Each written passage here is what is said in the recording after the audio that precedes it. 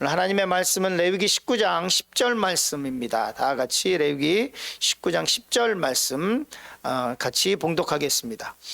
내 포도원의 열매를 다 따지 말며 내 포도원에 떨어진 열매도 줍지 말고 가난한 사람과 거르민을 위하여 버려두라. 나는 너희의 하나님 여호와이니라. 아멘. 레위기 19장은 특별히 우리가 어떻게 살아가야 하는지, 하나님의 백성으로 어떻게 살아가야 하는지에 대해서 말씀하고 있습니다. 오늘 말씀의 제목은 이렇게 구별되라입니다. 어떻게 하나님의 백성으로 살아갈까? 어떻게 구별된 삶을 살아갈까? 성경은 그 구별된 삶으로 나아가는 길에 대해서 말씀하고 있습니다. 이 말씀대로 살아갈 때 하나님께서 기뻐하실 것이고 우리는 하나님의 백성으로서의 삶을 살아가게 될 것입니다. 그리고 안디옥 성도들을 안디옥 사람들이 그리스도인이라고 불렀던 것처럼 우리를 그리스도인이라고 부르게 될 것입니다. 첫 번째로 다 줍지 말라, 이 말씀을 나누려고 합니다. 레위기 19장 9절에 보면 이렇게 말씀하고 있죠. 너희가 너희 땅에서 곡식을 거둘 때 너는 밭 모퉁이까지 다 거두지 말고 내 떨어진 이삭도 줍지 말며, 이렇게 기록하고 있습니다. 이 말은 즉 다시 말해서 추수할 때 싹싹 긁어서 추수하지 말라는 것입니다. 다른 본문에서는 어떻게 얘기하고 있냐면 다 이제 추수를 한 이후에 그리고 나서 또 줄을 쭉 써가지고 이렇게 이삭 줍기를 쭉 해나가죠. 이게 보통 우리 농촌에서 하던 일입니다. 가난했기 때문에 그럴 수 있죠. 그런데 하나님께서는 뭐라고 말씀하고 있냐면 추수한 이후에 다시 사람이 쭉 써가지고 한 올의 이삭이라도 다 주우려고 이삭을 줍지 말라는 것입니다. 왜냐하면 그렇게 다 주스면 고아가 먹을 것이 없고 과부가 먹을 것이 없고 그리고 가난한 사람들이 먹을 것이 없기 때문에 그렇습니다. 그런데 하나님께서 이렇게 말씀하신 이유는 수확을 하게 하시는 분은 하나님이시기 때문에 그렇습니다. 내가 너에게 풍족하게 주는데 너는 그것에 대해서 내가 베푼 자비를 다른 사람들에게도 베풀어야 하는데 그렇지 않고 움켜쥐려고 하면, 그러면 하나님께서 기뻐하시지 않기 때문에 그렇습니다. 저희 가족에 아이가 셋이 있는데 이 아이들의 특성이 다 다르죠. 근데 둘째의 특성이 있어요. 그건 뭐냐면 언니가 가진 것도 자기가 가져야 되고 동생이 가진 것도 자기가 못 가지면 섭섭해요. 이게 둘째의 특징인데 둘째는 위로도 이렇게 봤다가 밑으로도 봤다가 선물 크기도 봤다가 보면서 이게 항상 섭섭해요. 언니가 뭐 좀 새 거 가지면 자기 그것도 가져야 되고 동생이 갖는 것도 가져야 되고 그렇게 살아가지 말라는 거예요. 왜냐하면 복을 주시는 것은 하나님께서 주시는 것이기 때문에 그렇습니다. 이 반 모퉁이 조그맣게 주석에 있는 것까지 다 줍고 이삭까지 다 주면, 그러면 족보상으로 보면 이 룻과 나오미가 보아스하고 결혼하지 못해요. 보아스가 추수할 때 성경의 말씀대로 다 떨어진 것들을 놔두고, 그러니까 이 베들레헴에 돌아온 이 모압 땅에서 돌아온 나오미하고 룻이 먹을 것이 없는 그 불쌍한 그 두 과부가 이삭 줍기를 하면서 거기서 결혼을 하게 되고, 그리고 그 가운데서 다윗이 나오게 되고, 그리고 예수님의 족보가 이어지게 됩니다. 우리가 아는 작은 선행이 어떤 일이 벌어질지 아무도 모르는 것이죠. 그리고 또 계속해서 말씀하기를 뭐라고 말씀하고 있냐면 내 포도원의 열매를 다 따지 말며 내 포도원에 떨어진 열매도 줍지 말고 가난한 사람과 거르민을 위하여 버려두라. 나는 너희의 하나님 여호와니라. 뒤에 이렇게 말씀하시고 뭐라고 말씀하냐면 나는 너희의 하나님 여호와니라. 너희가 이렇게 하면 내가 책임진다는 얘기예요. 내가 책임지겠다. 너희의 먹고 사는 거는 내가 책임질게. 이 말씀을 하고 있는 것입니다. 잠언서 보면 이렇게 기록하고 있죠. 같이 읽었으면 좋겠습니다. 흩어 구제하여도 더욱 부하게 되는 일이 있나니 과도히 아껴도 가난하게 될 뿐이니라. 잠언의 말씀 그대로죠. 과도하게 그냥 박박 긁어서 나머지 한 톨까지도 이삭까지도 박박 긁어도 그렇게 해도 가난하게 되는 이유가 있다는 거예요. 왜냐하면 복은 하나님께서 주시는 거예요.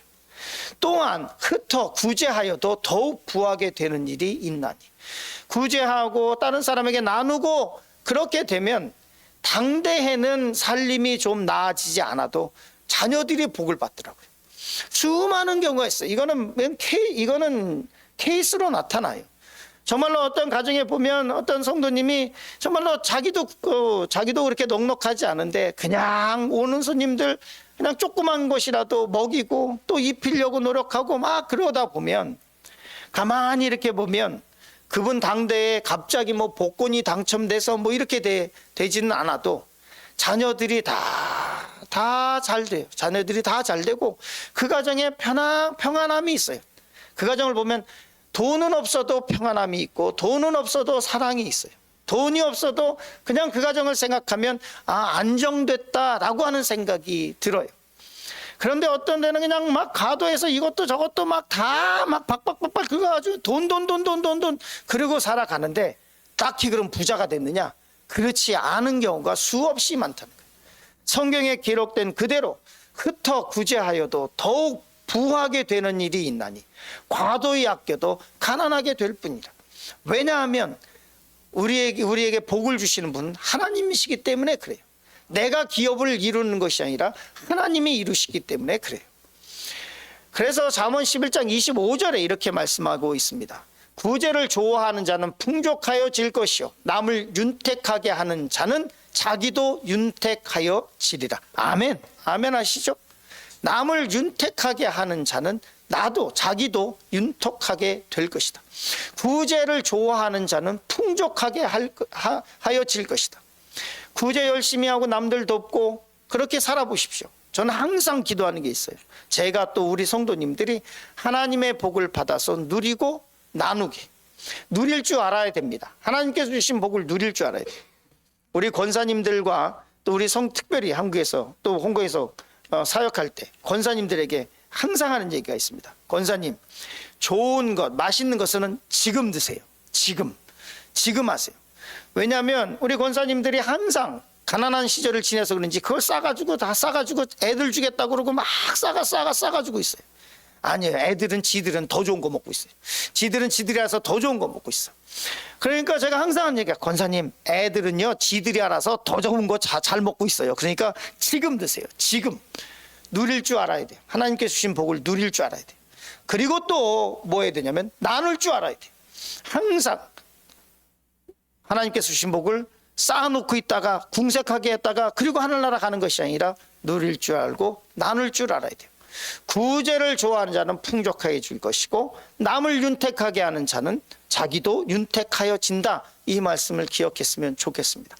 두 번째로 짧게 말씀을 나누려고 하는 것은 하나님의 긍휼을 닮으라. 너는 레위기 19장 13절 이렇게 기록되어 있죠. 너는 내 이웃을 억압하지 말며 착취하지 말며 품꾼의 싹을 아침까지 밤새도록 내게 둘지 말라. 내가 임금을 줘야 될 사람이 있는데 그 사람의 싹을 내일까지 두지 말고 바로 주라는 거예요. 제가 어느 기업에 가거나 아니면 우리 성도님들 회사 가면 이제 개업 예배를 드릴 때가 있죠. 회사에 가서도 예배를 드릴 때가 있는데 그러면 저희가 인기가 별로 없어요. 왜냐하면 제가 이렇게 설교하기 때문에 그래요. 기업을 할 때 시작할 때부터 하나님께 예배 드리면 끝날 때도 그리고 모든 것에서도 하나님께서 하시는 대로 해야 됩니다. 이러면서 기업을 하는 분들을 보니까 사업이 잘 될 때도 있고 안 될 때도 이렇게 왔다 갔다 하는데 근데 망할 때도 잘 망해야 됩니다. 망할 때 어떻게 망해야 되냐면 자기의 자기 일했던 사람들 월급 다 챙겨주고 망하면 그분은 다시 일어납니다. 그분은 일했던 사람들이 망하는 거 보이잖아요. 그런데도 자기네를 챙겼기 때문에 다음에 시작할 때 와서 일한다는 사람들이 생겨요. 그런데 그렇지 않고 자기 거는 이만큼 챙겨서 돈 챙겨가지고 기업은 망해가는데 임금도 안 주고 그리고 자기는 해외로 도망가고 어디로 도망가 버리면 그 사람은 사기꾼이 되고 다시 일어나지 못해요. 이런 설교를 개업식에 가서 하니까 좋아할 리가 있겠습니까? 절대로 좋아하지 않죠. 기업들은 내 돈을 벌어주는 사람이 아니고 그 사람은 내가 이 사람들을 케어해야 되는 사람. 그리고 오너의 입장에서는 뭐냐면 내가 주는 임금으로 저 가정이 살아가는 것에 대한 기쁨을 가져야 된다. 이 설교를 하죠. 성경에 뭐라고 되겠냐면 너는 내 이웃을 억압하지 말며 착취하지 말고 품꾼의 싹을 아침까지 밤새도록 내게 두지 말며 이렇게 레위기서에 기록하고 있는데요. 신명기서는 이렇게 말씀하고 있습니다. 같이 읽었으면 좋겠습니다. 그 품삯을 당일에 주고 해진 후까지 미루지 말라. 이는 그가 가난함으로 그 품삯을 간절히 바람이라. 그 다음 말씀. 그가 너를 여호와께 호소하지 않게 하라. 그렇지 않으면 그것이 내게 죄가 될 것입니다. 겁나는 말이죠. 내가 임금을 안 주고 있고 떼어먹고 있는데 그 사람이 궁핍하기 때문에 그것으로 인해서 하나님께 호소하는 소리가 내게 들리지 말게 하라고 하나님께서 말씀하고 있는 거예요. 하나님께서 나에게 주신 기업은 이것은 내 가정에 그냥 부를 쭉 올리기 위한 것이 아니라 은행에 숫자를 늘리기 위한 것이 아니라 그것으로 인해서 같이 먹고 살라고 하는 거예요. 같이 먹고 살라고. 내가 그것이 얼마나 기쁨입니까? 내가 기업을 열심히 해서 내가 우리 같이 일하는 사람들에게 종업원들에게 월급을 줬더니 그 종업원이 그 월급을 받아서 먹고 살고 애들 교육시키고 학원 보내고 그리고 대학교 등록금 보내고 그러고 있다면 얼마나 기쁜 일이에요. 그게 얼마나 기쁜 일이에요. 그것에 대한 이야기입니다. 그리고 또 레위기 19장 14절 말씀 볼게요. 같이 읽겠습니다. 너는 귀먹은 자를 저주하지 말며 맹인 앞에 장애물을 놓지 말고 내 하나님을 경외하라. 나는 여호와이니라. 성경에 뭐라고 했냐면 너는 귀먹은 자를 저주하지 말며 못 듣는다고 저주하지 말고 나쁜 말 하지 말고 험담하지 말고 맹인이라고 그 앞에다가 장애물을 놓아서 그 사람 넘어지는 거 보고 즐거워하지 말고 그리고 그 뒷말이 굉장히 무서운 말이에요. 그렇게 그 다음 말이 내 하나님을 경외하라. 경외하란 말은 두려워하란 말이에요. 우리나라 성경에 경외라고 하고 번역이 됐기 때문에 의미가 좀 덜한데요. 성경의 원래 본문은 두려워하라. 경외하다는 건 두려워하라는 거예요. 그런 짓 하면 하나님을 두려워하라. 하나님의 심판을 걱정하라고 하는 뜻이에요. 사람이 듣지 못한다고 해서 뒷말하고 그리고 또 사람이 보지 못한다고 해서 그 앞에 장애물을 놓고 장난하듯이 하면서 즐거워하고 웃고 하는 거 그거를 할 때는 하나님을 두려워하라고 말씀하고 있습니다. 그렇기 때문에 우리는 뭘 배워야 되느냐? 우리 스스로 구별하고 하나님의 사람으로 살아가기에 뭘 배워야 되느냐? 하나님의 긍휼을 배워야 돼요. 하나님의 이 긍휼하심. 마태복음 5장 7절에 이렇게 말씀하고 있죠. 긍휼히 여기는 자는 복이 있나니 그들이 긍휼히 여김을 받을 것이다. 긍휼히 여김을 받기 원한다면 다른 사람을 긍휼히 여기다라고 말씀하고 있어요. 출애굽기 23장 19절에 뭐라고 말씀하고 있냐면 이렇게 말씀하고 있습니다. 너는 염소 새끼를 그 어미 젖으로 삼지 말지니라. 긍휼의 하나님, 긍휼하신 하나님. 어떻게 새끼를 잡아먹으면서 그 새끼를 먹으면서 어미의 젖으로 쿡할 수 있느냐 이 말씀이에요. 동물에게까지도. 다시 말해서 이 말은 뭐냐면 이 새끼를 잡아먹으면서 어미의 젖으로 만든 버터라든지 기름이라든지 이걸로 이 새끼를 쿡하지 말라는 거예요. 그것이 하나님의 뜻이에요. 하나님의 긍휼하심은 우리 인간에게만 있는 것이 아니라 짐승에까지도 짐승보다도 하나님의 백성이 그렇게 무자비하게 살아가는 것을 보기 원치 않아요. 하나님께서 원하지 않아요. 하나님의 백성인 우리가 그렇게 짐승에까지도 무자비한 삶을 살아가는 것을 하나님 보기 싫은 거예요. 여러분의 자녀가 다른 사람들에게 그 무자비한 것을 보고 싶습니까? 그렇지 않잖아요. 그런데 그 중에서도 기억해야 될 것이 있습니다. 사랑의 하나님이 우리는 가난하고 소외된 사람을 하나님께서는 더 편들어 주실 것 같은데 특별히 재판에서는 이렇게 레위기서는 기록하고 있어요. 같이 읽었으면 좋겠습니다. 너희는 재판할 때에 불의를 행하지 말며 가난한 자의 편을 들지 말며 세력 있는 자라고 두둔하지 말고 공의로 사람을 재판할지며. 재판을 할 때는 가난한 사람이라고 편들지 말라는 거예요. 하나님의 정의를 먼저 세우고 그리고 사랑을 실천해야 됩니다. 우리가 그런 상황이 없겠지만 정의와 사랑 중에서 딱 하나만 선택해야 될 상황이 있다면 성경은 정의를 선택하라 그래요. 정의가 똑바로 서지 않은 상태에서 하는 사랑은 사랑이 아닌 경우가 수없이 많아요. 하나님 앞에서 정의를 바로 세우고 그 다음에 불쌍한 사람 사랑으로 도와야 돼요. 그것이 레위기가 가르쳐주고 있는, 우리에게 가르쳐주고 있는 말씀이에요. 우리 가운데 무엇을 세워야 되느냐, 우리의 삶 가운데 무엇을 바로 세워야 되느냐, 하나님의 정의, 하나님의 공의를 먼저 세우고, 그리고 그 다음에 그 공의 가운데서도 그 공의를 세움으로 인해서 생기는 불쌍한 사람들이 생겼을 때 도우라는 거예요. 그 사람을 도와주고 그 사람을 사랑으로 품고, 그리고 법에도 눈물이 있듯이 그 사람들이 당해야 할 일들 가운데 우리가 책임져야 될 것은 책임지고, 그렇다고 해서 가난한 사람이 지은 죄를 묻지 말라는 것은 아니에요. 정의는 세우고 그리고 그 나머지 것들은 대해서는 사랑으로 품어주라고 말씀하고 있습니다. 오늘 말씀의 제목이 구별하라는 것입니다. 성도로서 어떻게 살아갈까요? 레위기 말씀을 쭉 읽으시면서 특별히 레위기 19장은 잠언과도 같습니다. 이 말씀을 묵상하시는 하루가 됐으면 좋겠습니다. 우리 다 같이 주기도문 하면서 예배를 마치도록 하겠습니다.